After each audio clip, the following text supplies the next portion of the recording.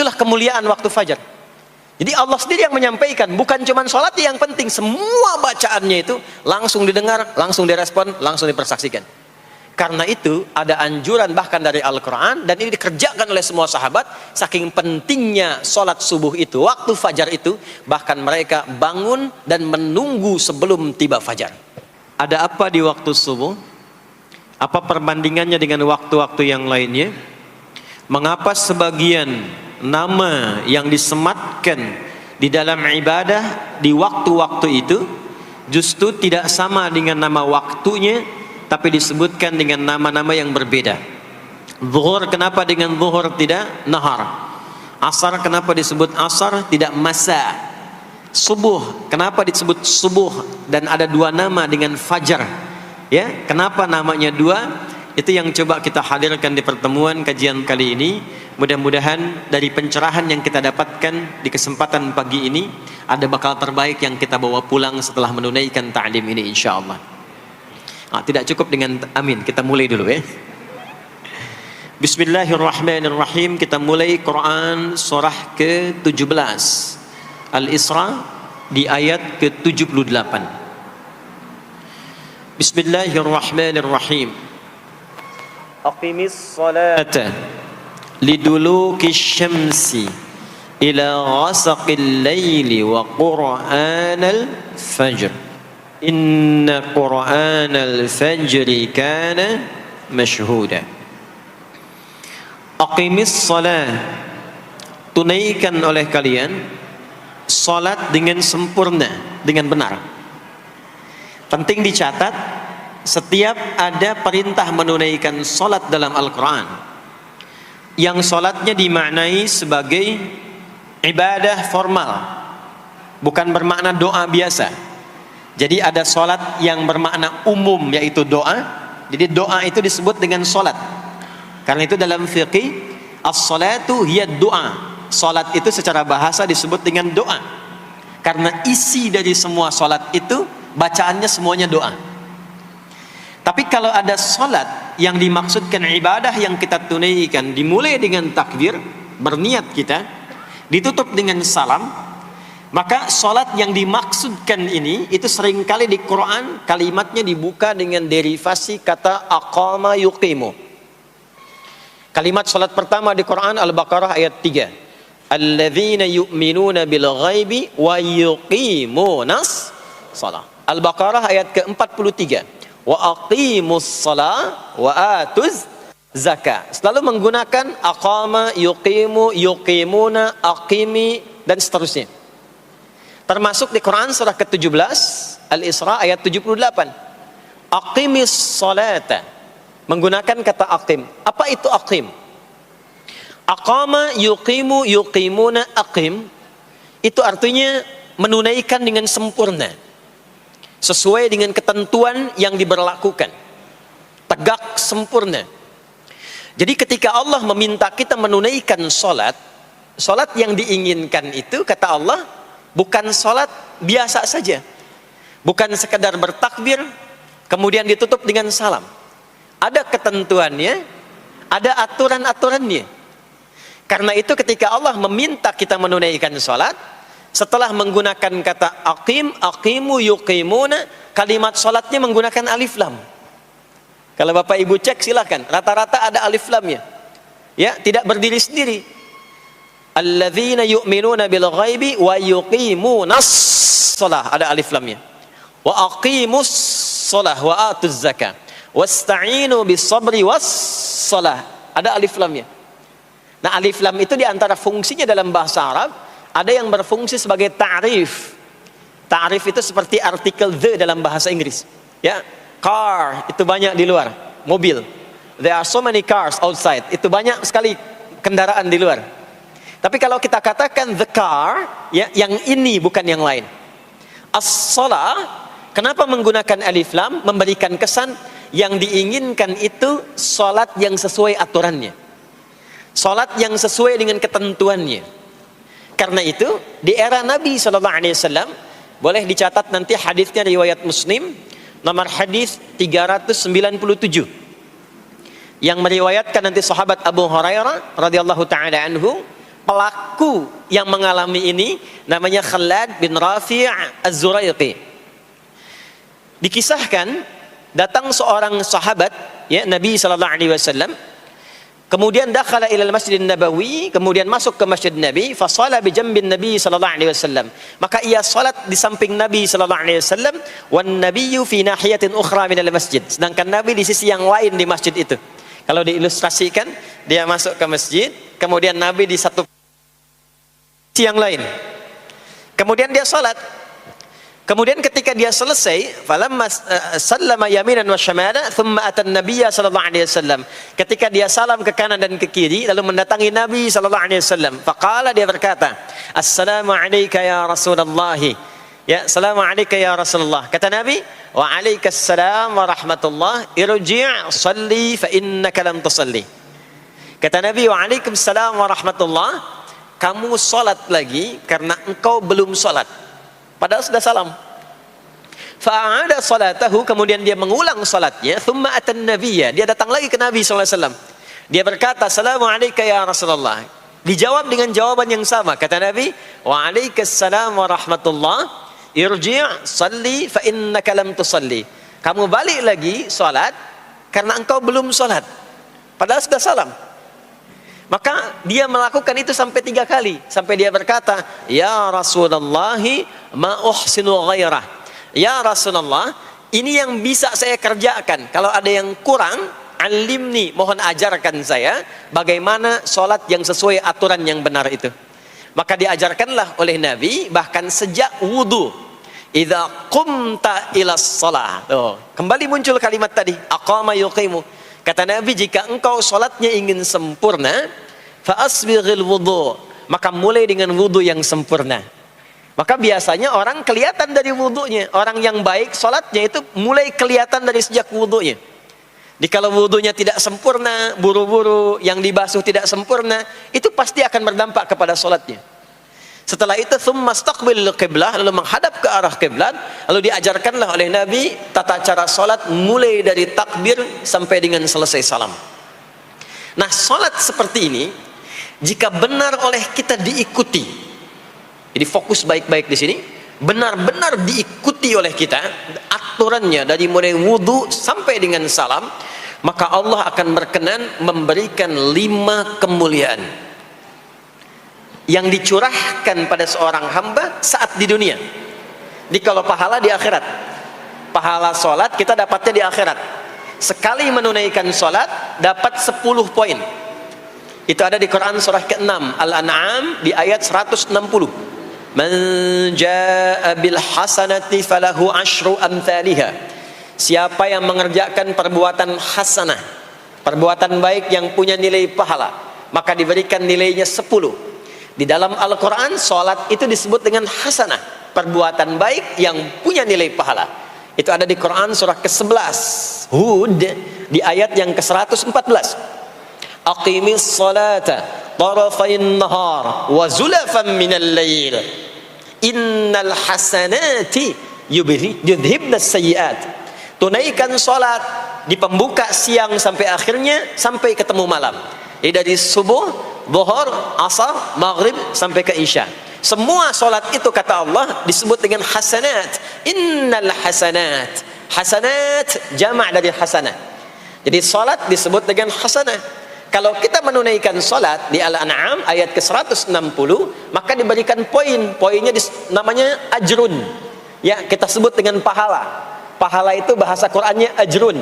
Di Quran surah At-Tin, lahum ajrun ghairu memnun. Begitu kita mengerjakan amal soleh, maka diberikan pahalanya. Perbuatan amal solehnya disebut dengan hasanah, pahalanya disebut dengan ajrun. 10 itu ngitungnya bukan begini, bukan 1, 2, 3, 4, itu terlalu sedikit. Di hadis Muslim, ukuran 1 keduanya 500 tahun, 2 ketiganya 500 tahun, 3 keempatnya 500 tahun. Jadi sekali kita menunaikan sholat, 10 nilainya, setiap 10 itu 1 keduanya 500 tahun, 2 ketiganya 500 tahun. Kalau ditunaikan di masjid, ya, ditunaikan di masjid, nanti dapat lagi tambahan pahalanya. Baru masuk datang ke masjid dengan niat sholat, bukan yang lain ya. Kan ada orang yang kadang ke masjid niatnya tidak sempurna ibadah, mungkin janjian ketemu teman, ya, akhi, bro, ketemuan yuk, ya. Di mana? Di Pondok Indah aja, sambil sholat zuhur. Sambil sholat zuhur, jadi sholatnya sambil, ya, nyambi itu, ya. Substansinya mau ketemu kan, agenda intinya ketemuan sambil sholat zuhur.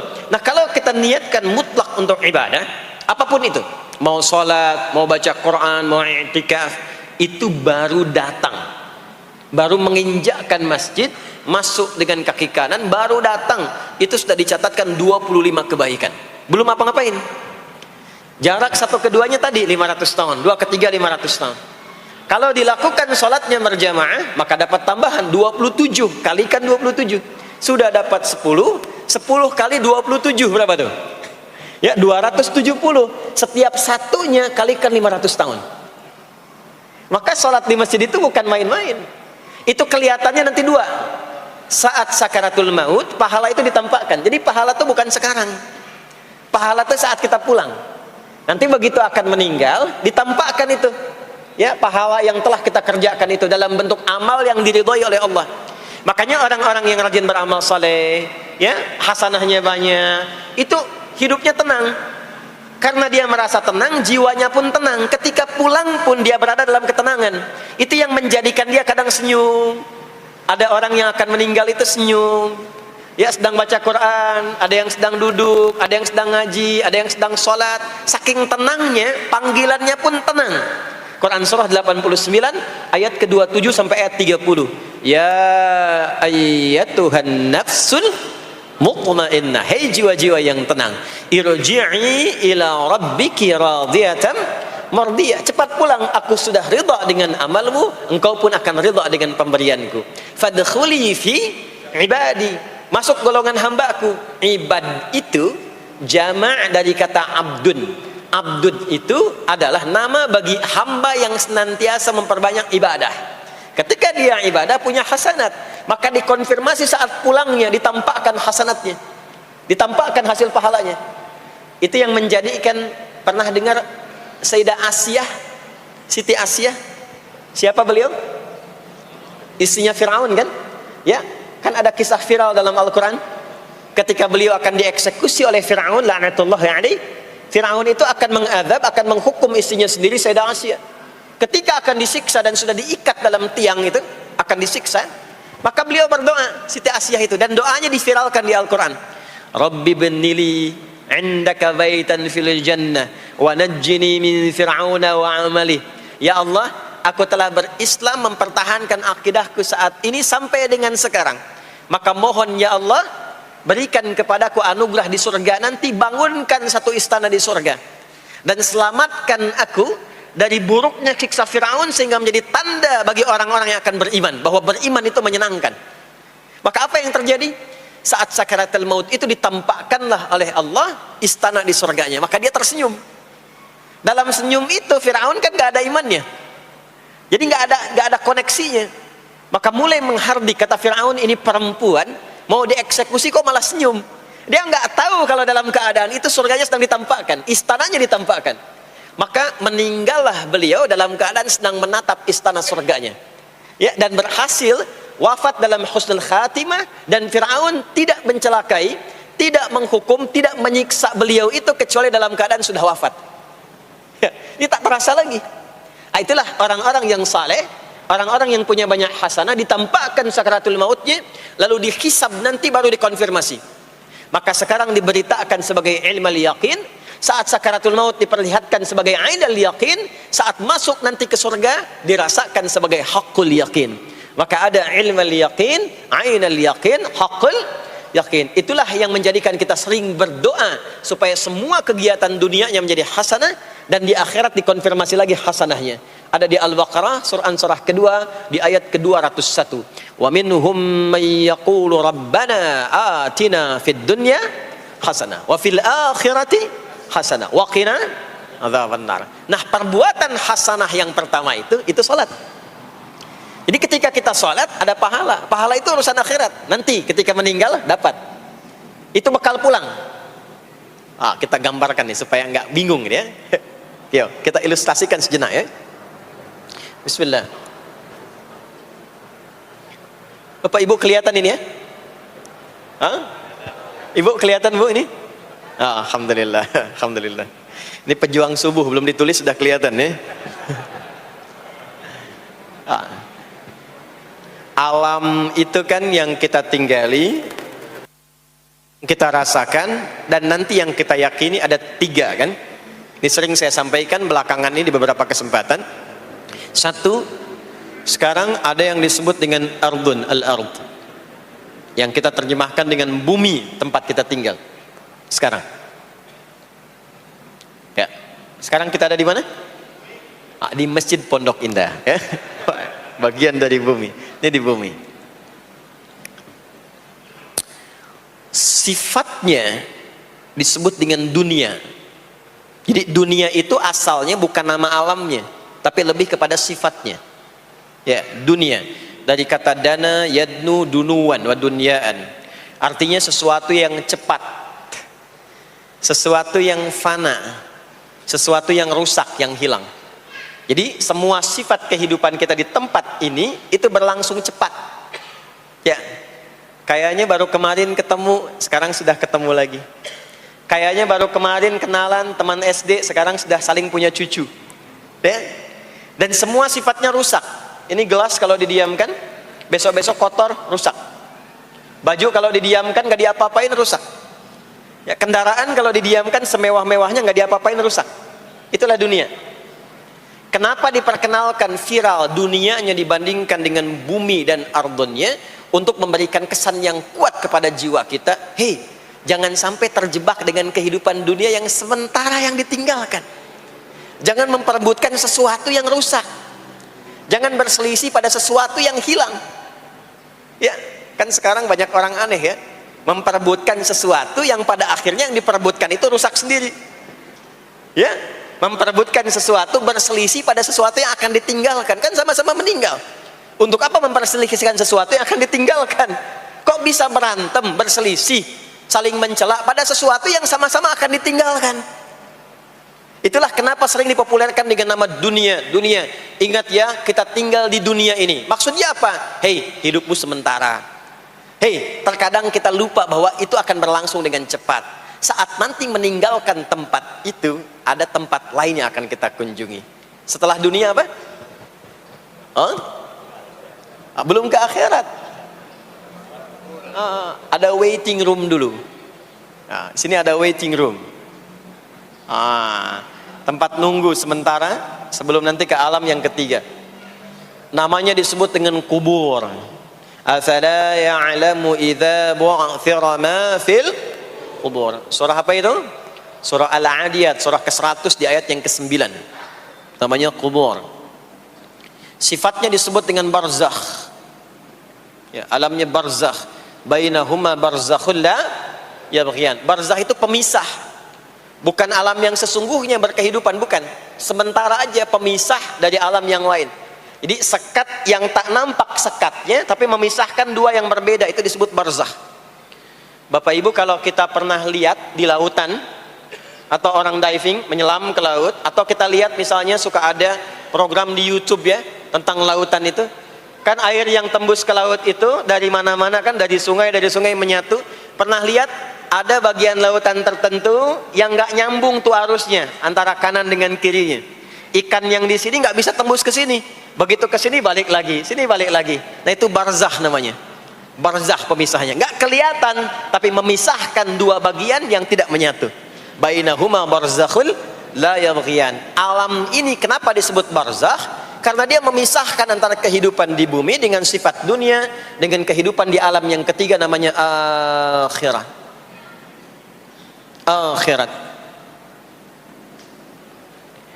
Kalau sudah ada taknya, ada akhir, ada akhirat. Kalau sudah ada taknya di ujung, itu artinya ujung sesuatu yang gak ada awal lagi setelah itu. Ya sudah berakhir di situ. Ya. Di kalau di sini meninggal, masuk ke sini. Di sini selesai, ke sini ke akhirat. Tapi kalau di akhirat ini ujungnya gak ada meninggal lagi. Ya, gak ada wafat lagi, gak ada meninggal lagi. Jadi nggak usah update status kalau di sini, statusnya akan abadi. Kalau di sini masih berpindah-pindah. Ya, mau status apapun dunia akan ditinggalkan. Begitu selesai pindah ke sini. Di sini mulai sama. Yang pejabat, yang pengusaha, pebisnis, ya, yang diplomat, yang macam-macam sampai ke sini mulai sama. Almarhum. Nanti bedanya dihisab, begitu sampai sini statusnya akan diraih sesuai dengan amalan yang ada di sini. Nah, mohon izin, mohon maaf, kalau di sini yang semua kita kerjakan, aktivitas kita disebut dengan amal, pekerjaan kita yang melahirkan bekal itu, ya, maka tuntutannya cuma satu, amal saleh.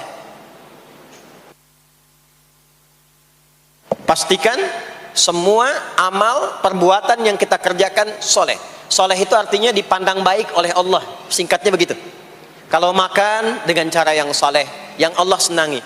Minum, minum yang soleh. Berpakaian, berpakaian yang soleh.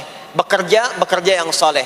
Maksudnya kalau Anda cari pekerjaan, cari yang dibenarkan oleh Allah. Jangan bekerja dengan korupsi, jangan bekerja dengan cara menyogok, jangan bekerja dengan mempopulerkan riba misalnya. Kalau makan, makan yang saleh, jangan makan yang haram, jangan makan hasil dari pencurian, itu namanya saleh. Kalau kita kerjakan semua aktivitas kita, pekerjaan semuanya saleh, maka tadi dia akan punya nilai. Nilai itu yang disebut dengan hasanah. Ya. Hasanah ini punya poin, poinnya yang disebut dengan ajrun, yang kita kenal dengan pahala, yang tadi saya terangkan. Nah ini hasanah, ajrun, hasanah ini yang ikut ke alam kubur nanti. Yang ininya tidak amalnya. Contoh, gampangnya begini. Saya tunjukkan, ini ada minuman. Ya. Minum itu kan aktivitas standar, amal standar untuk menghilangkan haus. Siapapun bisa minum. Mau yang beriman, mau yang belum beriman. Saya sering katakan belum beriman dengan harapan sama-sama beriman sebelum wafat. Ya, itu adabnya. Maka bagaimana cara minum ini supaya menjadi soleh? Kata Nabi di hadis Al-Bukhari, perhatikan, idza quddimat ta'amu, kalau hidangan disajikan, mau makanan mau minuman, khudh bi yaminika ma yalik, ambil dengan tangan kananmu, thumma sammillah, aw iqra bismillahirrahmanirrahim. Maka sebelum diminum ucapkan bismillahirrahmanirrahim. Maka kalimat bismillahirrahmanirrahim itu yang akan menjadikan aktivitas minum menjadi hasanah. Dituliskanlah pahalanya, namanya ajrun. Minumannya selesai, itu masalah dunia. Hausnya hilang, keluar jadi kotoran, itu minumannya. Jadi gelasnya nggak ikut ke alam kubur. Ya, minumannya nggak ikut.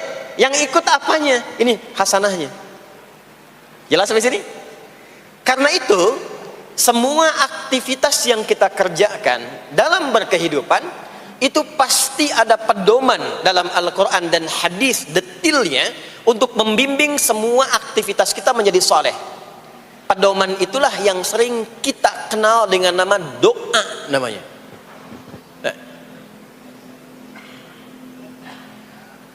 Silahkan Bapak Ibu cek, tidak ada satupun di dalam Islam aktivitas yang dikerjakan kecuali bersanding dengan doa di dalamnya.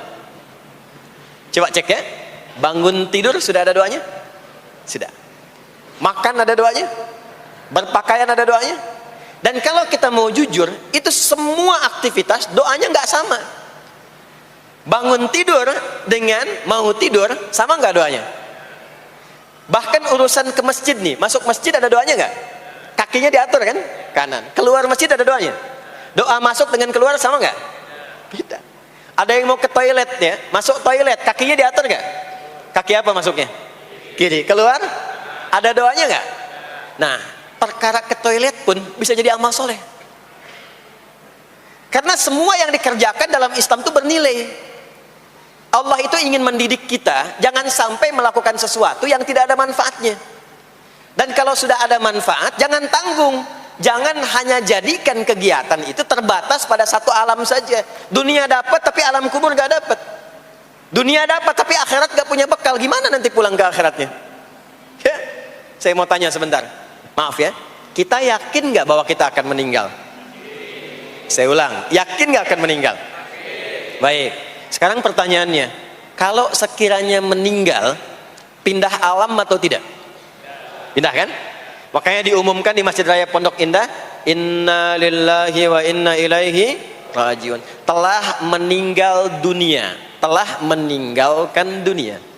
Artinya keluar dari sini. Sekarang kita pakai hukum dunia sebentar.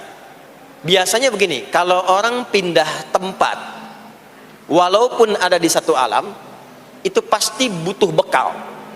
Dan kadang bekalnya nggak sama. Contoh, nanti Ramadan, setelah itu masuk Idul Fitri. Biasanya ada mudik ya. Mungkin nggak mudik kalau nggak ada bekal. Saya sering perhatikan setiap tahun, orang itu mau mudik kalau ada bekalnya. Masya Allah, cuman motornya bebek, ya. Tapi kan bekalnya ada yang singa, ada yang sapi, ya. Itu ditambah lagi pelepah pisang, kasih dus lagi, kasih tulisan, sayang tunggu aku pulang, gitu kan? Kan dikumpulkan kan? Dan saya pernah tanya, kenapa mas gak pulang? Gak ada bekal pak, katanya. Jadi orang mau pindah tempat saja, itu perlu ada bekal. Anda kesini kalau nggak ada bekal nggak mungkin sampai. Sekarang kalau pindah dari Indonesia ke Singapura, sama nggak mata uangnya? Beda. Di Malaysia sama nggak? Semakin jauh ke Saudi, ke Amerika, hukumnya mengatakan setiap pindah tempat pasti bekalnya beda. Jangan pernah kita mengharapkan atau membuat hukum sendiri ketika pindah tempat. Jadi sesama dunia saja tempatnya, bekalnya sudah beda. Sekarang Anda menginginkan pindah alam dari dunia ke kuburan, bekalnya pengen sama, mustahil. Makanya sejak kita meninggalkan dunia, semua paket dunia tanggal di atas, pindah ke bawah, selesai. Nih bajunya ini nggak akan ikut nih, ganti.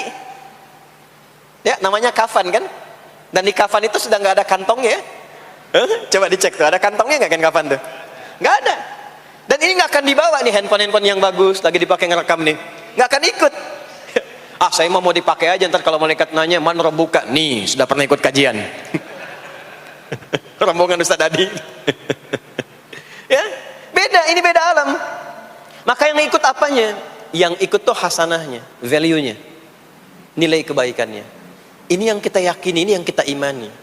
Jadi mumpung masih ada kehidupan, perbanyak. Kalau dulu sadar banyak yang salah, sekarang sisanya ganti dengan yang soleh. Kalau sudah diperlihatkan, sekarang kan banyak yang viral di YouTube, dilihat, didengar oleh telinga kita, disimak oleh kita, orang meninggal sedang sholat, orang meninggal setelah menjadi pemulung kebaikan, orang meninggal dalam keadaan baca Quran, diperlihatkan di mata kita. Kok bisa buka YouTube yang keluar di beranda itu? Itu kan hidayah. Jadi kalau sudah ditampakkan di depan mata, ya, didengar oleh kita, terlihat langsung, maka yang disadari salah yang dulu ganti dengan yang soleh sekarang. Kalau tidak kita lakukan, maka rugi kita saat pulang. Ini yang dimaksud surah ke-103, wal asr innal insana lafi khusr illa alladhina amanu wa amilus salihat, amal saleh. Nah ini nanti yang dibawa pulang ke sini, ya sini. Nah bagaimana melatih supaya semua kegiatan kita itu jadi soleh? Gimana latihannya? Karena nggak mudah untuk melakukan itu. Belum tentu bangun itu langsung soleh, itu belum tentu. Belum tentu kita makan itu mendapatkan sumber yang benar, dengan cara yang benar. Bagaimana melatihnya? Maka Allah berikan kepada kita waktu-waktu khusus untuk berlatih diri tersambung dengan Allah, yang dengan ketersambungan itu akan menjaga kita di semua keadaan, baik berdiri, jalan, duduk, kerja di kantor, tidur, rebahan. Sekarang banyak kaum rebahaners, ya tiduran, itu dipastikan kalau tersambung dengan Allah, terkoneksi, semuanya soleh. Karena kalau ingat, ya saya duduk ingat Allah, kalau ingat di pekerjaan ingat Allah, mustahil kita bisa menuliskan sesuatu yang Allah tidak sukai. Tambahin nolnya, ya, bikin paraf, tanda tangan pada proyek yang tidak benar, mustahil. Karena ketika sedang tanda tangan ingat Allah, ya. Nah dalam bahasa Arab, sesuatu yang tersambung dengan kuat sehingga selalu menempel dan sulit terpisahkan, itu bahasa Arabnya disebut dengan silah. Dari wasala yasilu silah. Ibadah yang melatih kita untuk terus tersambung sehingga ingat pada Allah di setiap keadaan, yang dengan ingat itu menjadikan otomatis amal perbuatan kita ingin dipastikan diridhoi dan disukai oleh Allah sehingga berubah menjadi soleh. Ibadah yang melatih kita untuk mendapatkan itu disebut dengan solat namanya. Solat. Makanya solat disebut solat bukan hanya mengandung unsur doa, tapi latihan yang Allah berikan kepada kita untuk mengoneksikan diri kita sehingga dalam semua kegiatan kita ingat Allah. Itu yang dimaksud di Quran surah keempat An-Nisa di ayat ke-103. Ya. فَإِذَا قَضَيْتُمُ الصَّلَاةَ, maka jika anda telah tuntas mengerjakan salat, fadhkurullah. Ciri orang yang berhasil salatnya adalah dia mampu mengoneksikan dirinya dengan Allah. Makanya kalau sudah selesai salat, kita sudah ingat Allah. Nah, kalau belum ingat Allah, diminta coba ingat lagi. Selesai salat, jangan buru-buru meninggalkan tempat kita salat. Ingat dulu, sambungkan dulu, sehingga saat keluar dari tempat kita salat sudah ingat Allah. Bahasa Arabnya mengingat Allah itu disebut dengan zikir, zikrullah. Karena itu salat disebut dengan zikir. Buka Quran surah ke-20 Thaha ayat ke-14. Saya nggak akan keluar dari Quran hadis sehingga nggak bisa didebat. Nggak bisa didebat. Anda nggak bisa debat karena ini bukan pikiran, karena ini Quran dan hadis. Quran surah ke-20 Thaha ayat ke-14. Innani anallahu la ilaha illa ana fa'budni wa aqimis salata lidzikri. Salat disebut dengan zikir. Zikir itu artinya ingat. Makanya tadi saya katakan di awal, salat itu melatih kita supaya ingat Allah. Karena itu ketika kita salam, assalamualaikum warahmatullahi wabarakatuh, assalamualaikum warahmatullahi wabarakatuh, belum ingat kita kepada Allah, maka diminta zikir pasca salat. Setelah salat ada zikir kan? Dan zikir pertamanya apa? Hadis Muslim, astaghfirullah, astaghfirullah, astaghfirullah. Itu yang paling singkat. Kalau mau agak panjang, astaghfirullahalazim, alladzi la ilaha illa huwal hayyul qayyum wa atubu ilaihi. Kenapa istighfar? Karena kita memohon ampun kepada Allah kalau dalam salat tadi belum nyambung sama Allah. Karena ada orang yang saat salat bukan ingat Allah, dia masih ingat dunia. Padahal dari sejak awal sholat sudah diminta buang urusan dunia ke belakang. Makanya kita bertakbir, itu ada kitabnya. Asrarus shalah, nadharat fi ma'anis shalah. Ketika Anda mulai bertakbir, takbir begini, Allahu Akbar. Kenapa mengangkat tangan gini salah satunya? Di antara maknanya, buang urusan dunia ke belakang. Pasrahkan dirimu kepada Allah. Kalau sholatnya ingin khusyuk, jangan bawa urusan dunia ke dalam sholat. Buang. Yang menjadikan seseorang kurang khusyuk begitu takbir, dunia masih dibawa. Lisannya berucap Allahu Akbar, tapi pikirannya motor hu akbar, mobil hu akbar, ya kan? Status tuh belum diupdate hu akbar, ya, miss call belum dibalas hu akbar. Itu bermasalah, sehingga mudah dikerjai setan. Ada setan namanya khanzab di Sunan Abu Daud. Saat seseorang mulai bertakbir, kata Nabi, fayaqulu syaitanu, di situ setan mulai beraksi. Sebelum takbir kita dibikin fokus.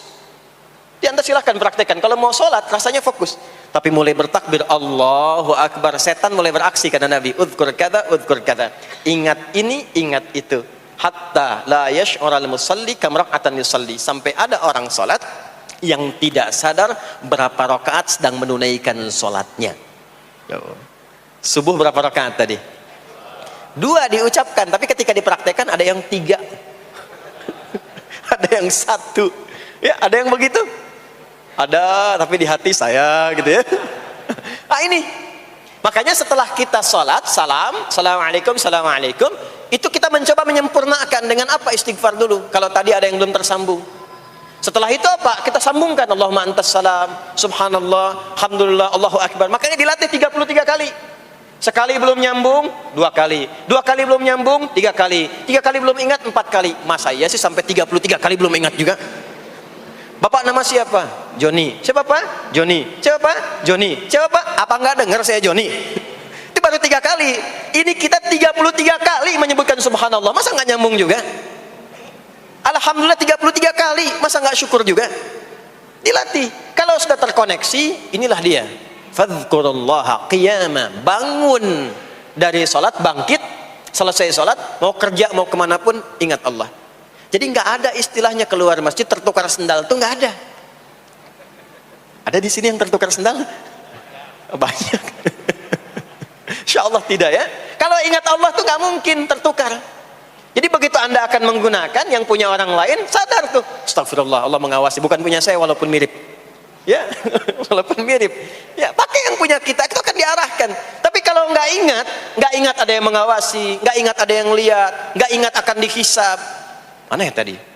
Oh, ini dia, masya Allah, lupa saya. Pakai masya Allah lah gitu. Dia pakai yang paling bagus tuh. Pulang dia, padahal dia ke masjid tuh nggak pakai sendal. Pekerjaan juga begitu, nggak akan sembarangan ngambil yang bukan haknya.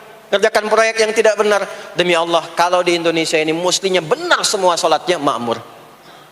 Wah, para polisi itu tenang tugasnya gitu. Ya, tentara juga nyaman. Di pekerjaan tuh nggak usah ada CCTV, ya, nggak usah ada e-tilang, nggak usah ada kamera di jalan, gitu kan? Ah, ini karena kenapa? Latihannya nggak maksimal. Ini pentingnya sholat tuh itu. Jadi semua menjadi amal soleh. Semua jadi amal soleh. Begitu ingat Allah, maka berdiri ingat Allah, jalan ingat Allah, duduk ingat Allah, berbaring pun ingat Allah. Kalau sudah ingat Allah, pasti disebut nama Allah. Ini yang dimaksud hadis Nabi. Qala Rasulullah sallallahu alaihi wasallam, kullu amrin dhi balin la yubda'u fihi bi bismillahirrahmanirrahim fahuwa abtar. Setiap perbuatan yang baik yang dibenarkan oleh hati setiap hamba, lalu diikutkan bismillahirrahmanirrahim. Nggak mungkin orang nyebut bismillahirrahmanirrahim kalau nggak ingat Allah. Minum, bismillahirrahmanirrahim. Makan, bismillahirrahmanirrahim. Bekerja, bismillahirrahmanirrahim. Itu ketika dikerjakan langsung jadi hasanah. 10 poin. Ada pahalanya. Dan jangan dianggap ringan ya. Ini kalimat ringan tapi menentukan saat pulang, saat meninggal nanti. Nah, kalau nggak disebutkan bismillahirrahmanirrahim atau tidak bacakan doa yang menyertainya, maka jadi dunia saja, solehnya hilang, tinggal amalnya. Dibalasnya di dunia, akhiratnya nggak ada. Itu yang dimaksud Quran surah ke-25 Al-Furqan ayat 23. Wa qadimna ila ma 'amilu min 'amalin faj'alnahu haba'an manthura. Kalau ada orang berbuat baik di dunia tapi tidak disertakan niat akhirat, kami balas dunianya. Anda kerja belasan tahun, puluhan tahun untuk dunia aja, dapat gaji, dapat benefit, dapat penghargaan. Ada yang juara, ada yang dapat bintang, champion, ya, ada yang promosi jabatan, tapi niatnya untuk dunia. Allah adil, kata Allah, kerja keras dia untuk dunia, saya balas dengan balasan dunia. Tapi kalau diniatkan akhirat, dunia dapat, akhiratnya pun dapat. Kan kerjanya sama, etosnya sama, di tempat yang sama. Kita niatkan akhirat, gak ada ruginya. Begitu meninggal, dapat. Beruntungnya dan bersyukurnya kita sebagai muslim, kita itu lengkap informasinya. Urusan kubur, ada informasinya. Akhirat ada informasinya. Silahkan komparasikan dengan informasi dan sumber manapun. Ditemukan nggak yang informasi detail seputar kubur, seputar hisab, seputar kiamat, seputar surga, seputar neraka? Cuma di Islam. Itu yang kita syukuri, supaya kita siap-siap. Bukan sekedar dibaca. Baca ada pahalanya, tapi siap-siap ada konsekuensi kebaikannya. Ini balik ke sini. Karena itu saya katakan dari awal, pertama Bapak Ibu sekalian, sholat itu menjadi ibadah paling pokok karena dia akan mengantarkan kita pada konektivitas yang kuat dengan Allah Subhanahu wa taala. Ini poinnya. Kalau sudah nyambung dengan Allah, bukan cuma jadi amal soleh. Orang-orang yang tersambung dengan Allah di semua aktivitas kehidupannya, maka akan mendapat jaminan langsung dari Allah Subhanahu wa ta'ala yang memudahkan semua urusan hidupnya. Mudah sukses, mudah bahagia, mudah tenang. Semua kemudahan yang kita raih dalam konteks kebahagiaan, ketenangan, kesuksesan itu kalau digabungkan semua maknanya, berubah katanya menjadi falah. Apa namanya? Falah. Falah itu bahagia, sukses, nyaman. Kalau dibuka kamus English Arabic misalnya, falah itu bahasa Inggrisnya success and happiness. Bukan cuma bahagia, bahagia dan sukses. Bukan cuma sukses, karena ada orang sukses belum tentu bahagia. Saya sering tanya yang ini nih, dan biasanya para ibu yang juara menjawabnya itu. Ya, pilih mana? Kaya tapi gelisah, atau miskin tapi tenang? Miskin tapi tenang. Sukses tapi gelisah, ya, atau miskin tapi tenang? Sukses tapi tenang, ya. Sukses dan bahagia. Nah, sukses dan bahagia itu bahasa Arabnya falah. Ini poinnya. Falah. Sekarang coba kita dengar baik-baik. Cek telinganya masih ada nggak tuh? Cek telinga masih ada nggak? Setiap hari, di setiap pergantian waktu dalam sehari. Pergantian waktu sehari itu ada 5. Dari mulai subuh, ke siang, zuhur, ke sore, asar, mau habis sore menjelang malam, maghrib, muncul malam, isya. Itu setiap hari 5 kali berganti waktu diperdengarkan oleh Allah. Hambaku, kamu harus bahagia. Hambaku, kamu harus sukses. Apapun pekerjaanmu, sukses. Apapun aktivitasmu, harus bahagia. Harus senang, harus tenang. Falah. Kuncinya apa? Salat. Diperdengarkanlah hayya 'alas shalah. Diperdengarkan di telinga kita. Telinga bahasa Arabnya udhun. Jamaknya adzan. Maka kalimat yang diperdengarkan 5 kali sehari itu disebut dengan adzan. Dan satu-satunya lafaz yang diperdengarkan 24 jam di muka bumi ini tak pernah berhenti. Makanya setiap tempat terjadi perbedaan waktu sholat. Ya, di sini tadi subuhnya jam berapa? 4.13, 12, 49, 4.10. Terjadi perbedaan pendapat tentang waktu subuh. Ya, ini menandakan bahwa bukan dari tempat yang sama. Saya di Bekasi tadi 49, 4:09, sini 4:13. Jadi setiap detik, setiap menit, ini adzan, sana adzan, ini adzan, sana adzan, terus bersautan. Dan kalau kita dengarkan sedunia itu dari beda waktu, 24 jam diperdengarkan. Hayya 'alas shalah, ayo salat. Kenapa pasti salat ya Allah? Hayya 'alal falah. Dengar tuh baik-baik kata Allah. Salat akan mengantarkan engkau pada kebahagiaan. Salat mendekatkan engkau pada kesuksesan. Salat mengantarkan engkau pada kedamaian.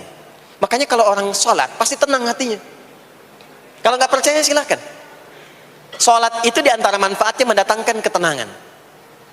Salat mendatangkan kesuksesan.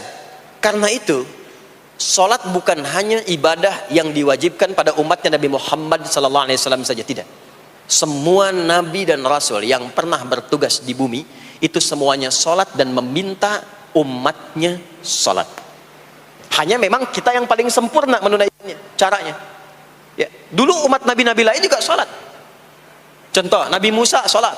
Nanti diviralkan di Quran surah ke-20 Thaha ayat 14. Nabi Isa alaihi salam yang paling dekat ke Nabi Muhammad 600 tahun sebelum Nabi lahir, itu salat.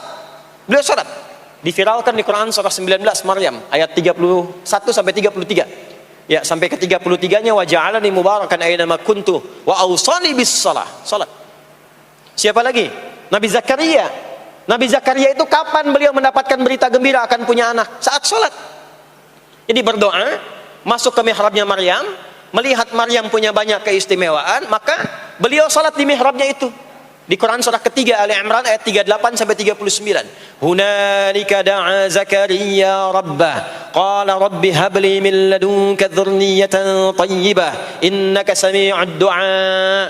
Turun jawaban, fanadathul malaikatu wa huwa qa'imun yusalli fil mihrab annallaha yubashshiruka bi Yahya. Jadi Nabi Zakaria itu dapat berita akan punya anak namanya Yahya saat salat. Di salat itu kalau dikerjakan bisa berdampak pada percepatan terkabulnya doa. Minta apapun dijawab sepanjang maslahat. Makanya nanti untuk umat Nabi Muhammad jangan tunggu, panggilan salatnya adalah panggilan langsung dari Allah. Minta, punya masalah apa? Aku selesaikan kata Allah. Di salat itu bukan main-main, bukan beban, bukan sekedar kewajiban, tapi kewajiban yang dipaksa untuk membahagiakan kita. Kalau Allah nggak sayang, nggak akan disuruh salat. Pak, Bu, itu panggilan salat. Perhatikan panggilan pertamanya, Al-Baqarah ayat 45. Wasta'inu bis sabri was salah. Kata Allah, hei hambaku, kalau engkau punya masalah, sabar dulu, terima. Karena aku titipkan masalah itu kepadamu untuk meningkatkan kualitas hidupmu, bukan ingin membebanimu. Dan tidak mungkin aku uji engkau dengan masalah itu kecuali engkau mampu mengatasinya. La yukallifullahu nafsan illa wus'aha. Nah sekarang bawa itu lewat sholat, minta solusi kepada Allah. Terima dulu dengan sabar.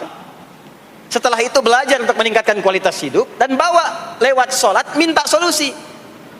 Ternyata saat kita menunaikan sholat, itu diperintahkan oleh Allah, minta punya masalah apa.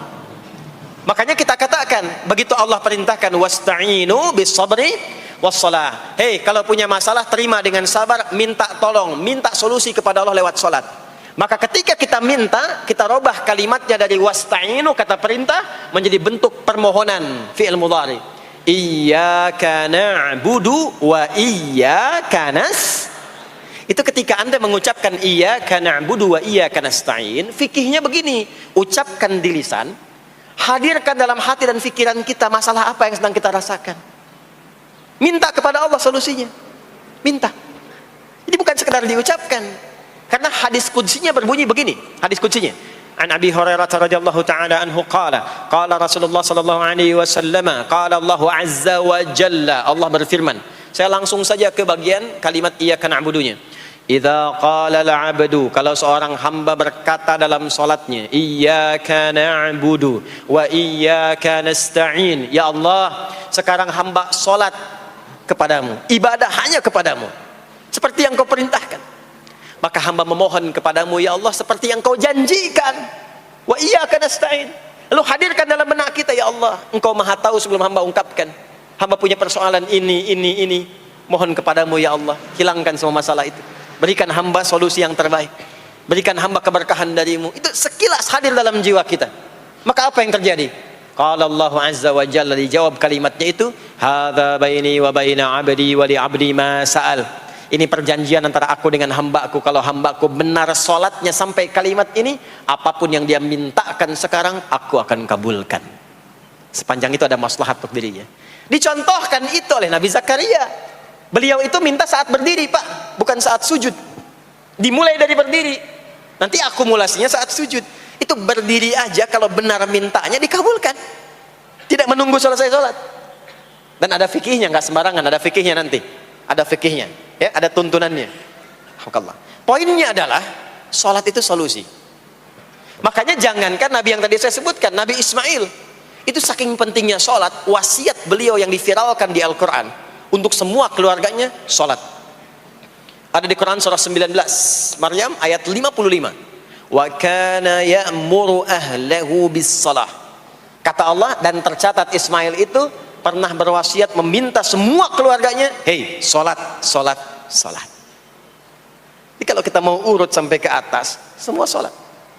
Muhammad sallallahu alaihi wasallam bin Abdullah bin Abdul Muttalib bin Hashim bin Abdul Manaf bin Qusay bin Murrah bin Kilab bin Ka'ab bin Ghalib bin Fihr bin Malik bin Nadar bin Kinana bin Khuzaimah bin Mudrikah bin Ilyas bin Nizar bin Mudar bin Ma'ad bin Adnan bin Addi bin Adri bin Muqawwam bin Nahur bin Tarikh bin Ya'rub bin Yasjub bin Nabit bin Ismail alaihi salam bin Ibrahim alaihi salam bin Azar atau bin Nahur bin Abir bin Kinan bin Arfakhshad bin Sam bin Nuh alaihi salam bin Mikhlail Matusyalah bin Kinan bin Anwas bin Thith bin Adam alaihi salam.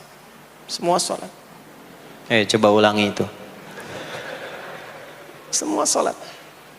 Para nabi salat, para rasul salat. Anda bukan nabi, bukan rasul, nggak mau sholat dan pengen mudah hidupnya, pengen masuk surga Firdaus lagi, Anda sehat. Jadi ini pentingnya sholat itu bukan cuma kewajiban, tapi diwajibkan, dipaksa dengan wajib itu supaya bahagia, supaya falah. Makanya kalau ada panggilan azan, cara memahaminya ini falah. Oh, ini solusi saya di sini nih, kebahagiaan saya ada di sini, kesuksesan saya ada di sini. Ya, makanya ketika dipanggil oleh muadzin, hayya 'alas shalah, labbaik, siap saya. Di sini. Ini poinnya. Nah, saya sambungkan kembali, ya. Ketika seseorang dilatih lewat salat dan sudah mulai tersambung dengan Allah Subhanahu wa taala, maksudnya ingat Allah, tertatalah semua aktivitasnya. Maka berubahlah lewat salat ini, lewat latihan ini, semua kegiatannya berubah, didorong menjadi amal soleh. Karena itu, setiap orang yang sholatnya benar, yang pertama dianugerahkan oleh Allah kepada orang sholat itu bukan dunia, tapi perubahan perilakunya menjadi lebih baik. Jadi bukan kaya dulu, ya. Abdurrahman bin Auf tuh hijrah masuk Islam, dilatih sholat, malah hartanya hilang semua dirampas. Ya. Tapi setelah itu jadi apa? Jadi orang paling kaya, ya. Abu Bakar As-Siddiq, Utsman bin Affan, Umar bin Khattab, pertama kali masuk Islam kan latihannya sholat. Apakah langsung kaya? Jadi pemimpin? Jadi diplomat? Amr bin As bisa ekspedisi? Dari Afrika Utara sampai ke Syam, tidak. Yang diberikan apa? Perubahan perilaku dulu. Dihilangkan sifat-sifat buruknya, dijaga dengan kemuliaan. Jadi dua sumber yang menjadikan manusia itu buruk dalam nafsunya, itu ada dua. Di nafsu itu nanti punya dorongan untuk mengarahkan kepada yang buruk, namanya fujur. Lawannya nanti takwa. Lawannya takwa. Di Quran surah Asy-Syams surah 91 ayat 7 sampai 10, wa nafsi wa ma sawaha fa alhamaha fujuraha wa taqwaha. Nah, fujur itu nanti yang membisikkan, mengarahkan kepada hal-hal yang negatif. Itu yang ditunggangi oleh setan. Setan memberikan was-was itu ke nafsu, ke fujurnya. Alladzi yuwaswisu fi sudur innas. Di dalam sudur ada qalbu, di dalam qalbu ada nafas, di dalam nafas ada fujur. Fujur itu yang digoda. Maka keluarlah kemudian dua hal. Yang pertama ada yang disebut dengan fahsya. Fahsya itu dorongan dari syahwat untuk berbuat yang menyimpang. Pornografi, porno aksi, LGBT, kata-kata jorok, itu fahsya. Nanti temannya adalah mungkar. Mungkar itu keburukan yang diingkari, ditolak oleh hati, sumbernya nafsu perut dan akal. Mencuri itu mungkar, merampok itu mungkar, korupsi, membunuh, menipu itu mungkar. Jadi sumber keburukan itu cuma dua. Kalau bukan fahsya, itu mungkar. Orang yang sholatnya benar, maka parameternya itu, ukuran pertama kali dia dapatkan adalah ditutupnya oleh Allah, dijaganya oleh Allah keadaan nafsunya, sehingga dia tidak dikontrol oleh perbuatan fahsya dan mungkarnya. Maka aktiflah sinyal takwanya. Takwa itu lawan nafsu. Makanya nanti kaitan takwa dengan nafsu sama-sama disebutkan. Nafsu 115 kali, takwa yang terkait fungsi nafsu 115 kali. Takwa digembosi, ya, awas, diwaswasi oleh setan, setan disebutkan 88 kali. Takwa disupport oleh malaikat, malaikat di Quran disebutkan 88 kali. Ini bukan ilmu tak-atik, hitung sendiri aja kalau mau. Itu menarik tuh. Karena sama, kalau Anda mendengar suara adzan kan ada bisikan kan? Cepat, sudah adzan, siap-siap. Itu malaikat tuh. Tapi begitu selesai adzan, la ilaha illallah, tenang, baru adzan, belum qomat. Itu setan. Terus dua-duanya tuh, ya, memberikan bisikan, yang satu mensupport dan seterusnya. Yang paling menarik adalah kalau sholat kita benar, maka sinyal takwa aktif. Makanya amalan takwa pertama itu sholat.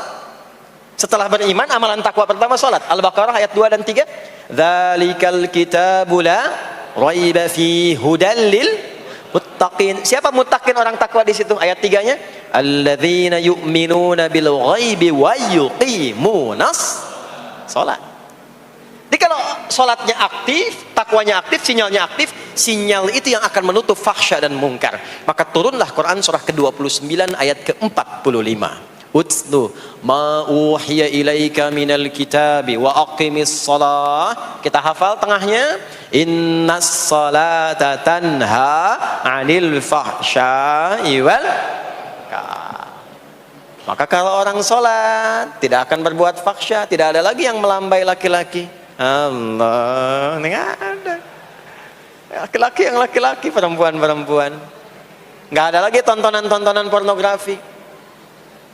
Yang jorok-jorok, yang kotor-kotor. Nggak ada lagi kata-kata kotor di lisan itu.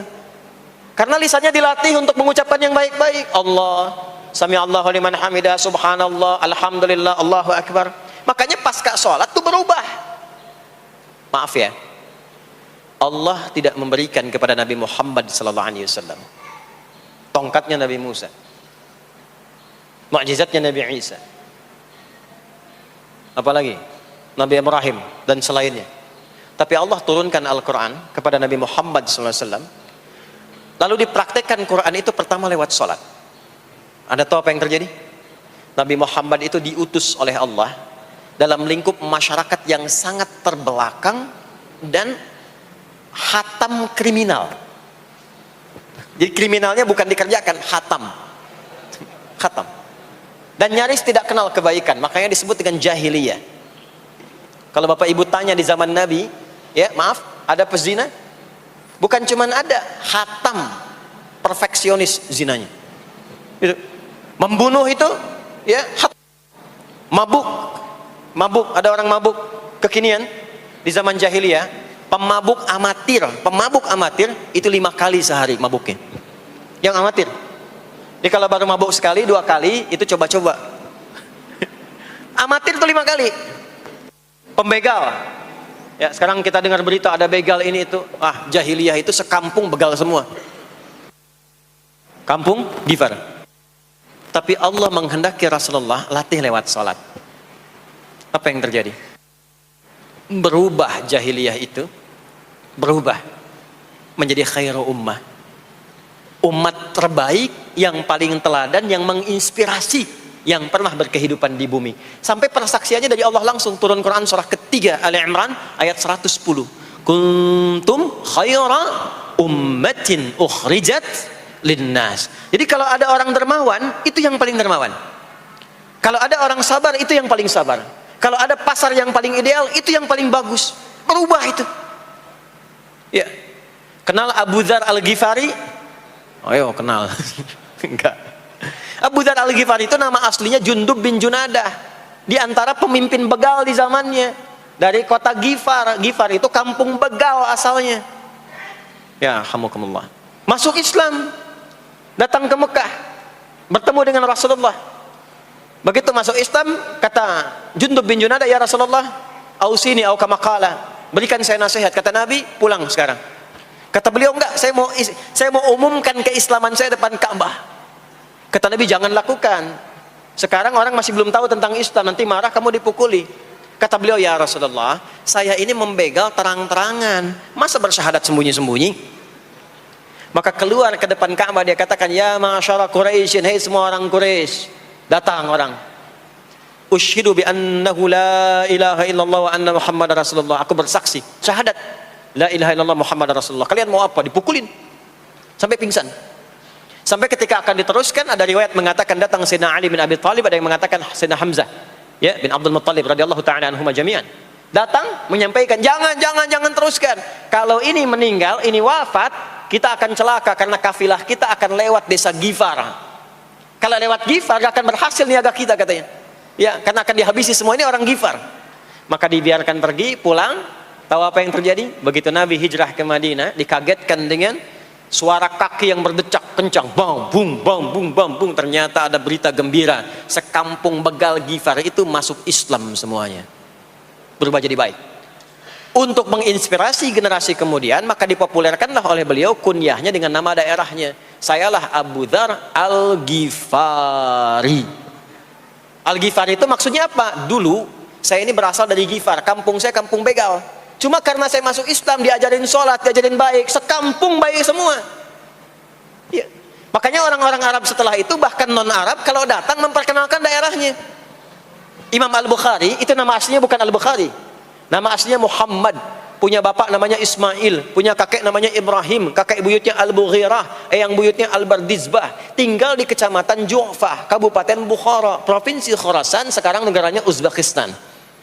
Karena berasal dari Bukhara, datanglah beliau kemudian ke Arab, sekarang ke Jazirah, ke Mekah, ke Madinah, memperkenalkan, saya bukan orang Arab, saya dari Bukhara. Rumusnya tambah alif lam di depannya, ujungnya tutup dengan i. Al-Bukhari, saya dari Bukhara. Diperkenalkan, maksudnya apa? Islam sudah masuk ke tempat saya, orang-orangnya sudah baik, orang-orangnya sudah khusyuk. Itu memperkenalkan. Orang tua kita Syekh Yasin dari Padang, maka diperkenalkan Syekh Yasin Al-Padangi. Syekh Ahmad Khatib dari Minangkabau, Syekh Ahmad Khatib Al-Minangkabawi. Syekh Abdul Somad dari Palembang, Syekh Abdul Somad Al-Palembangi. Syekh Nawawi dari Banten, Syekh Nawawi Al-Bantani.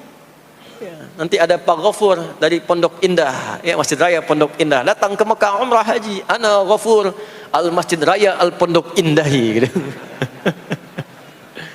Itulah salat.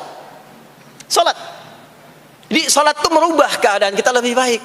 Itulah sebabnya kenapa 5 waktu, karena Allah inginkan di setiap waktu kita jadi orang baik, di setiap waktu kita bahagia, setiap waktu selesai persoalan. Datang masalah subuh, ya, antara subuh ke zuhur kan ada masalah tuh. Gak mungkin ada orang dari subuh ke zuhur gak punya masalah tuh, gak mungkin. Tuh wajahnya udah kelihatan tuh. Ya, makanya kita datang ya menghadap kepada Allah, minta diselesaikan, minta diberikan taufik, sujud kita. Diberikanlah solusi. Zuhur ke asar ada masalah, datang saat asar. Asar ke maghrib punya masalah, datang. Makanya semua ulama dulu seperti itu. Al-Bukhari itu menuliskan kitab sahihnya itu 16 tahun. Setiap satu hadis akan ditulis, sholat dulu. Sholat dulu. Begitu tenang, nyaman, baru tuliskan. 16 tahun. Itulah sholat. Nah, dari sekian waktu yang 5 kali itu, ada waktu yang spesial. Waktu spesial inilah yang ingin saya bahas, yang tadi disampaikan dalam pengantar sambutan.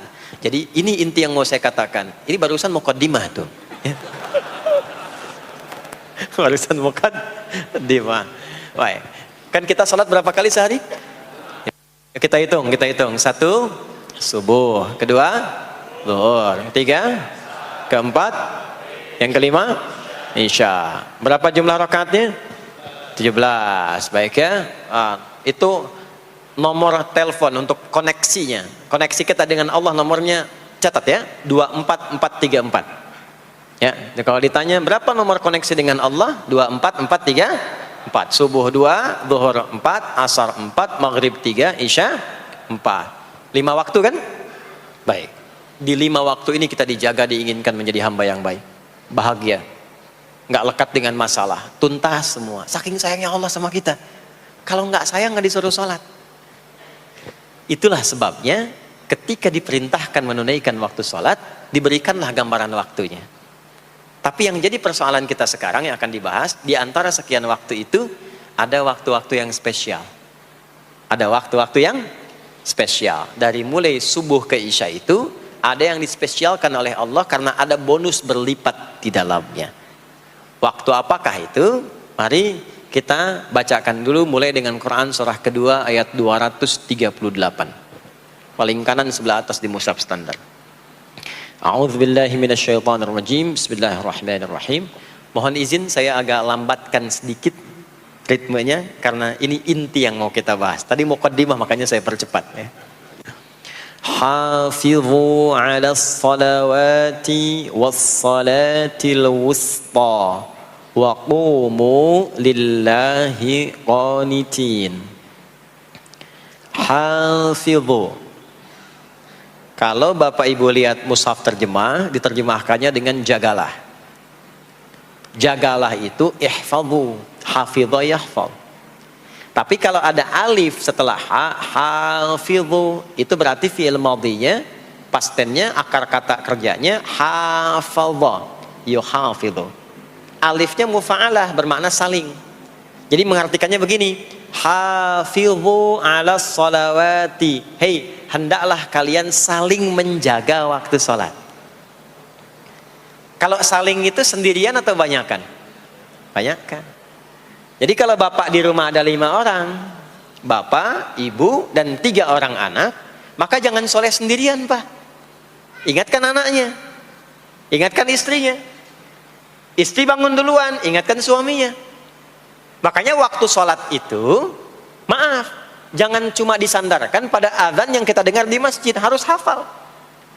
Bahkan nanti gini, di Quran surah keempat ayat 103 itu, di ujung ayatnya, itu ada penanda ciri standar orang beriman. Maaf, kita tanya dulu nih, kita beriman tidak hari ini? Halo, beriman? Hati-hati ya, karena kata Nabi ada yang subuh beriman, sorenya sudah kufur tuh. Ya, yusbihu mu'mina wa yumsi kafira. Hati-hati ya. Yuk, apa ciri orang beriman tuh? Iman itu konfirmasinya bisa didapatkan satu melalui suara azan. Adzan itu sama dengan penanda waktu sholat. Tahu dari mana iman itu bisa dicek dengan suara adzan? Quran surah ke-8 Al-Anfal di ayat yang kedua. Innamal mu'minuna alladzina idza dzukirallahu wajilat qulubuhum. Sungguh insan beriman itu ciri standarnya bisa dilihat. Kalau disebutkan nama Allah, ada konfirmasi iman dalam hatinya. Jadi iman itu letaknya di kolbu. Nanti konfirmasinya lewat suara adzan, dipanggil, disebutkan nama Allah.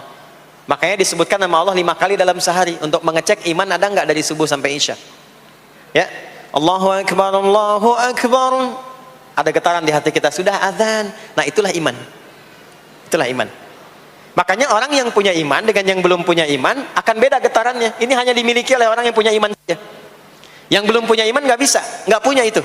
Allahu Akbar, Allahu Akbar. Surah apaan nih? Toanya kencang banget, ya. Tapi kalau orang beriman, Allahu Akbar, Allahu Akbar, ya Allah sudah azan. Itu konfirmasi itu. Nanti semakin tinggi imannya, bahkan ada yang orang sudah menunggu sebelum tiba waktunya. Tadi subuh jam 4:13 di sini. Ada yang nunggu dari jam 3, padahal belum dipanggil. Ya, masya Allah.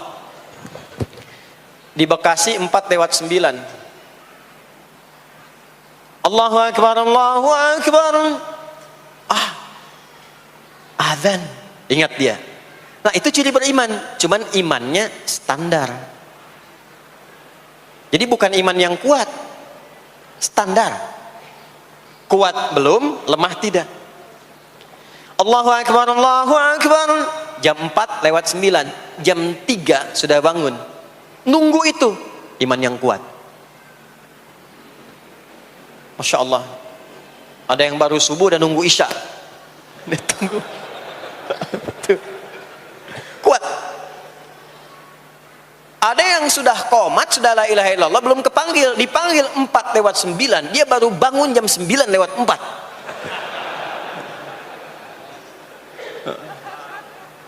Tuh. Nah, ini iman lemah di bawah. Ciri standar karena dipanggil ingat, maka ciri standar orang beriman itu tahu waktu sholat. Harus tahu, Pak, Bu. Itu standarnya. Itu ada di Quran surah keempat di akhir ayat 103. Inna salata kanat 'alal mu'minina kitaban mawquta. Kalau pakai terjemah balaghah itu bunyinya begini, sungguh orang beriman itu pasti tahu waktu sholat. Nah, jadi kalau ditanya jam berapa zuhur nanti belum bisa kita jawab dengan sempurna, itu artinya apa? Imannya belum naik itu ke level standar, belum menguat. Ya, ini poinnya. Nanti kapan waktu sholat itu tiba? Kalau ada yang belum ingat, jangan dibiarkan tidak ingat. Makanya kata Al-Quran, saling menjaga ya waktu sholat itu. Jangan sampai di keluargamu, ada temanmu, kolegamu, bahkan tetanggamu itu nggak tahu waktu sholat. Bahkan nggak sholat, itu bahaya. Kalau memang sayang sama anak, ingatkan. Sayang istri dengan suami, ingatkan. Tanda istri beriman yang cinta dengan suaminya, tanda pertamanya ketika mengingatkan suaminya pada semua hal yang disukai oleh Allah. Begitu sebaliknya. Maka kata Al-Quran, hafidhu, saling menjaga waktu sholat. Disebutkan di situ alas sholawat. Bentuknya begini. Tulisannya alif, lam, waw, alif, ta maftuha begini. Alas, begini tulisannya. Karena nanti ada yang begini, as-sholat, ada yang begini. Biar saja, nggak usah. Ada yang begini, ta marbutah. Seperti Al-Baqarah ayat 3, alladzina yu'minuna bil ghaibi wa yuqimunas shalah. Begini tulisannya. Ada yang begini, as-salat pakai alif, ta, gini. Tapi di Al-Baqarah ayat 238 tulisannya begini, alas salawati, taknya terbuka. Secara singkat begini, secara singkat. Kalau tulisannya begini, maka yang dimaksud salat fardu. Yang dimaksud salat apa? Salat fardu. Salat fardu itu ada berapa? 5 waktu. Maka kata Allah, hei, saling jaga ya. Waktu salat yang fardu itu yang 5 waktu. Di antara yang 5 itu ada yang spesial. Was-shalatil wusta. Waktu yang pertengahan. Tengah-tengah. Di antara 5 waktu itu. Yuk kita tuliskan dulu sebentar. Sebentar. Salat ada salat apa saja? Subuh, kemudian zuhur, kemudian asar, kemudian nggak cukup, ambil ke sini, maghrib, kemudian isya. Subuh, zuhur, asar, pindah sini, maghrib, isya. Lihat rumusnya. Jadi yang sholat pertengahan yang mana? Jangan lihat tulisannya itu, ya, karena subuh di tengah-tengah disebutnya subuh ya.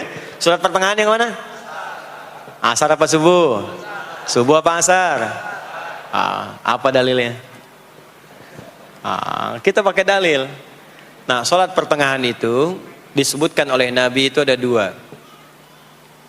Ada subuh dan asar. Qala Rasulullah sallallahu alaihi wasallam yata'aqabuna fiikum malaikatul laili wa malaikatun nahari fi salatil asri wa fi salatil fajri. Berebut semua malaikat yang bertugas di siang dan malam, berebut membersamai kita. Kalau berebut itu artinya kalau ada yang berdoa diaminkan, kalau ada yang mohon ampun diistighfarkan oleh malaikat. Jadi malaikatnya minta kepada Allah, ya Allah ampuni si fulan, ya Allah ampuni si fulan, ya Allah si fulan, dan seterusnya sampai selesai. Itu khusus di salat asar dan salat subuh. Sampai kemudian thumma yas'aduna ila sama'. Kemudian mereka, para malaikat itu kembali bertugas masing-masing, lalu Allah mengonfirmasi kepada mereka untuk menunjukkan kebenaran tugas malaikat yang tidak bermaksiat. Allah Maha tahu tentang hambanya, Maha tahu. Tapi Allah ingin menunjukkan kepada kita apa yang benar dari lisan malaikat itu, yang nggak pernah berdusta. Ya, maka Allah bertanya kepada malaikat, bagaimana keadaan hambaku ketika engkau tinggalkan? Maka disampaikan oleh malaikat itu, ya Allah, aku meninggalkan hambamu si fulan, dia sedang menunaikan ibadah, dia sedang sholat kepadamu, dan khusyuk berdoa, dan seterusnya. Maka apa jawabannya? Saksikanlah, ketika malaikat menyampaikan sedang ibadah, maka turun bonus dari Allah untuk mengampuni dosa si hamba itu. Itulah manfaatnya waktu pertengahan. Waktunya disebutkan di hadis ini asar dan subuh. Antara asar dan subuh itu masih ada yang unggul, ada yang istimewa lagi. Apa yang istimewa? Antara asar dan subuh yang istimewa terletak di subuhnya. Jadi dari 5 waktu ini, yang pertengahan asar dan subuh, karena amal di bawah ditunjukkan untuk mendapatkan penilaian langsung dari Allah seketika dan memberikan jawaban dari apa yang kita inginkan, asar dan subuh. Tapi dibandingkan asar dengan subuh, gila keduanya dibandingkan, dua-duanya mulia. Maka subuh punya kemuliaan yang tidak dimiliki oleh asar. Ya, makanya nanti asar bisa bertemu dengan zuhur, masih ada jama, masih ada qasar. Maghrib ketemu isya, masih ada jama, ada qasar. Ya, tapi subuh nggak bisa dijama, nggak bisa dikosor. Ya. Makanya subuh letaknya jauh, ke isya jauh, ke zuhur jauh. Ya, saya mau jamaah, ya jama antara isya dengan subuh biar nanti bangunnya sekalian gitu, nggak bisa. Ya, maghrib masih bisa dijama dengan isya, isya dikosor dari 4 jadi 2. Maghrib nggak bisa dikosor karena 3 nggak mungkin jadi 1,5. Ya, zuhur udah 2, masa mau dikurangin lagi? Subuh udah 2, nggak mungkin dikurangi lagi. Maka dari itu subuh menyendiri sendiri. Nah, ada apa kemuliaan di subuh itu? Maka turunlah Quran surah ke-17 ayat 78 yang tadi saya bacakan di awal. Aqimis salata liduluki syamsi ila ghasaqil lail. Sampai sini zuhur sampai isya. Duluki syamsi tergelincir matahari itu zuhur. Sampai ghasaqil lail tiba malam itu isya. Lalu ditutup ujungnya wa qur'anal fajr. Khusus untuk subuh itu ditambahkan selain sholat ada bahasa Quran di Quran sendiri. Khusus untuk subuh redaksinya ditambahkan dengan Quran. Apa itu Quran? Halo, apa itu Quran? Kalau tidak tahu cepat katakan wallahu a'lam. Apa itu Quran? Wallahu a'lam. Ada Quran, ada Al-Quran. Ada Quran, ada Al-Quran. Kalau yang disebut Al-Quran itu mutlak firman Allah. Dari mulai Al-Fatihah sampai An-Nas. Ini yang terdapat di dalam mushaf ini, di 2 jilid ini. Ya, itu Al-Quran. Kalau disebutkan Quran tanpa alif lam, maka yang dimaksudkan bacaan secara umum. Apakah itu Al-Quran, doa, istighfar, semua bacaan itu Quran. Kemuliaan sholat subuh itu dimulai sejak waktu fajar, matahari mulai keluar sinarnya untuk membelah gelapnya malam, itu sinarnya disebut dengan fajar. Nanti subuhnya saya terangkan di akhir. Sinarnya dibelah, membelah kegelapan malam, fajar shadiq. Maka pada saat itu bukan hanya sholatnya yang punya keistimewaan seperti sholat asar tadi, tapi semua bacaannya langsung dijawab seketika oleh Allah Subhanahu wa taala. Dipersaksikan oleh seluruh malaikat dan dijawab langsung oleh Allah Subhanahu wa taala. Jadi kalau Anda berdoa, maaf, doanya lebih cepat terkabul kalau dipanjatkan dengan cara yang benar dan khusyuk. Kalau Anda istighfar, langsung dijawab. Kalau kita baca Quran, pahala langsung dituliskan berlipat. Itulah kemuliaan waktu fajar. Jadi Allah sendiri yang menyampaikan, bukan cuma sholat yang penting, semua bacaannya itu langsung didengar, langsung direspon, langsung dipersaksikan. Karena itu ada anjuran bahkan dari Al-Quran, dan ini dikerjakan oleh semua sahabat, saking pentingnya sholat subuh itu, waktu fajar itu, bahkan mereka bangun dan menunggu sebelum tiba fajar. Maka disitulah muncul kemudian tahajud. Maka muncullah kemudian istighfar sebelum waktu subuh. Ya, ada amalan, ini saya mau kasih rahasia ya. Tapi tolong jaga, ini antara kita saja di sini. Ya, rahasia. Ada waktu sebelum subuh.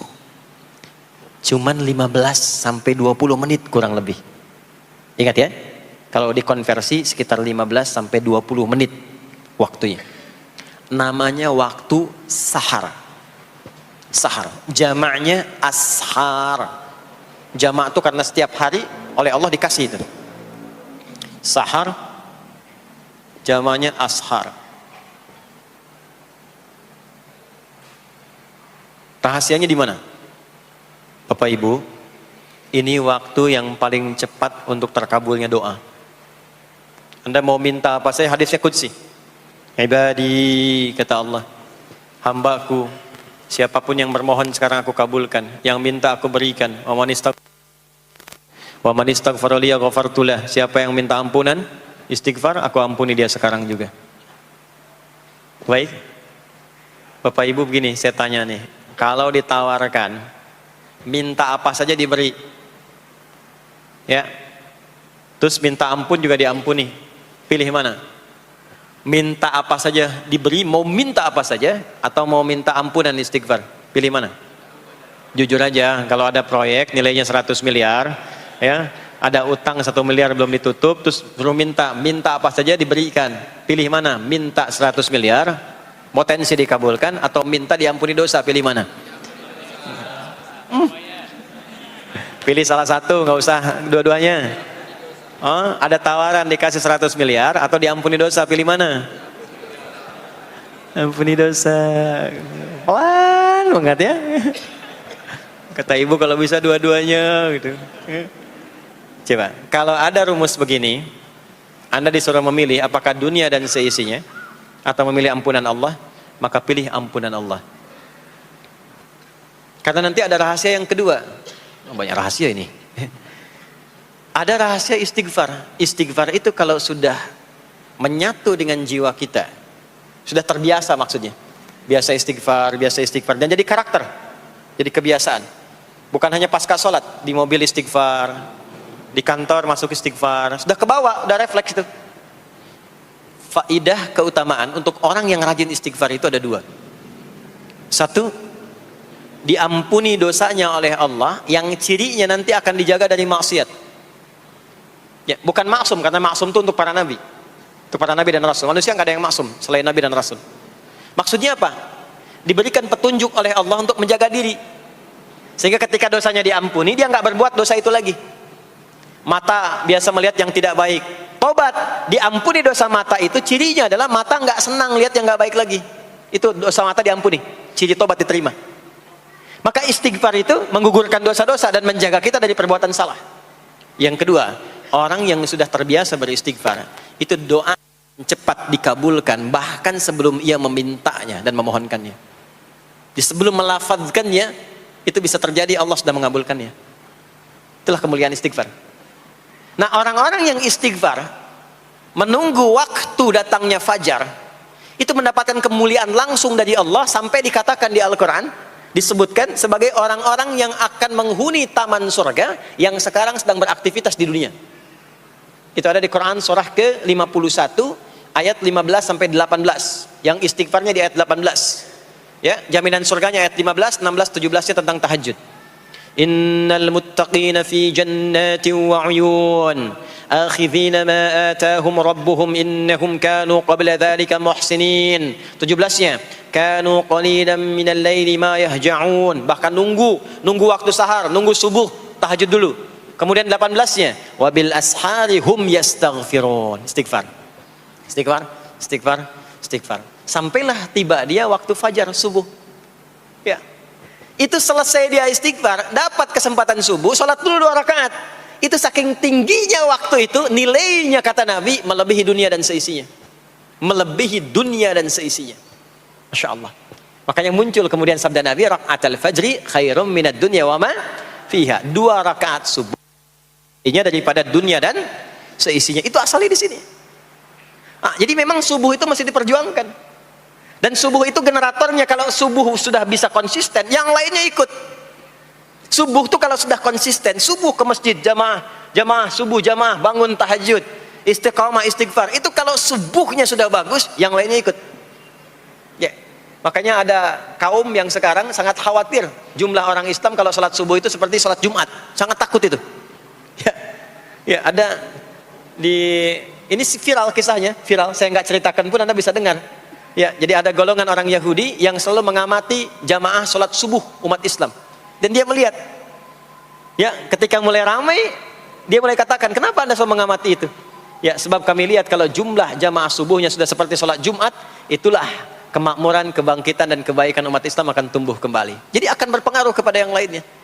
Itulah mudah-mudahan kegiatan perjuangan subuh, ya, ada pejuang subuh baik di Masjid Raya Pondok Indah, di masjid-masjid yang lainnya, memberikan keberkahan kepada kita, dan puncaknya adalah perubahan pada perilaku. Jadi kalau cuma berjuang datang subuh tapi tidak merubah perilaku, ada yang salah dengan itu semua.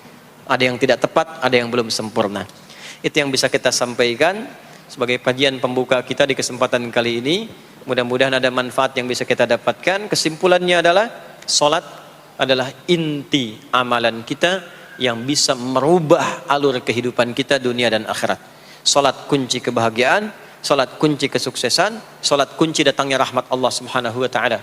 2, Allah meminta kita menunaikan salat 5 kali dalam sehari untuk memudahkan semua urusan kita di setiap waktu dalam sehari itu. Dan yang ketiga, di antara sekian 5 waktu itu ada waktu-waktu yang istimewa, yaitu asar, dan yang paling istimewa adalah subuh ataupun fajar.